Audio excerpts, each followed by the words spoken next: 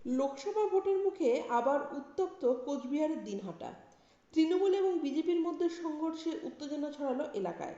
একে অন্যকে দোষারোপ করলেন উত্তরবঙ্গের উন্নয়ন মন্ত্রী উদয়ন গুহ এবং কেন্দ্রীয় স্বরাষ্ট্র প্রতিমন্ত্রী নিশীথ প্রামাণিক। স্থানীয় সূত্রে খবর, রাজনৈতিক সংঘর্ষে আহত হয়েছেন দুই পক্ষের বেশ কয়েকজন। মাথা ফেটেছে দিনহাটার এসডিপিওর। একটি ভিডিওয়ে দেখা গেছে দুই মন্ত্রী কার্যত একে অন্যের দিকে তেড়ে আসছেন।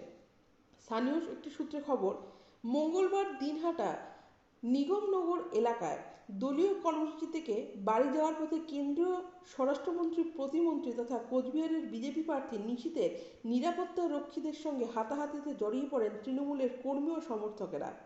পরিস্থিতি নিয়ন্ত্রণ করতে গিয়ে দিনহাটা মহকুমা পুলিশ আধিকারিক ধীমান মিত্র সহ আহত হন একাধিক ব্যক্তি। দুই পক্ষের সংঘর্ষে কার্যত রণক্ষেত্র হয়ে ওঠে এলাকা। পরিস্থিতি নিয়ন্ত্রণে আনতে হিমশিম খায় পুলিশ। আহতদের দিনহাটা মহকুমা হাসপাতালে নিয়ে যাওয়া হয়েছে বলে খবর। তৃণমূলের দাবি, উত্তরবঙ্গ উন্নয়ন দপ্তরের মন্ত্রী উদয়ন গুহের জন্মদিন পালনের জন্য দিনহাটা চৌপতি এলাকায় কর্মীরা জড়ো হয়েছিলেন। সেই সময় কেন্দ্রীয় স্বরাষ্ট্র প্রতিমন্ত্রী তার নির্বাচনী প্রচার সেরে ওই রাস্তা দিয়ে যাচ্ছিলেন। তখন তার নিরাপত্তা রক্ষীরা আচমকাই তাদের কর্মীদের ওপর চড়াও হন, আর তার ফলে কেন্দ্রীয় বাহিনীর জওয়ানদের সঙ্গে সংঘর্ষ শুরু হয় জেলা তৃণমূলের কর্মীদের। পুলিশ আধিকারিক সহ বেশ কয়েকজন এতে আহত হয়েছেন। এই মুহূর্তে উত্তপ্ত হয়েছে দিনহাটা এলাকা। এই ঘটনা নিয়ে দিনহাটার বিধায়ক তথা রাজ্যের মন্ত্রী উন্নয়ন দেবী বলেন, লাঠিচাটা তীর্ধনুক নিয়ে ঘুরছে, পরিকল্পিতভাবে আমাদের ওপর হামলা করেছে, এমনটাই জানালেন রাজ্যের মন্ত্রী উদয়ন।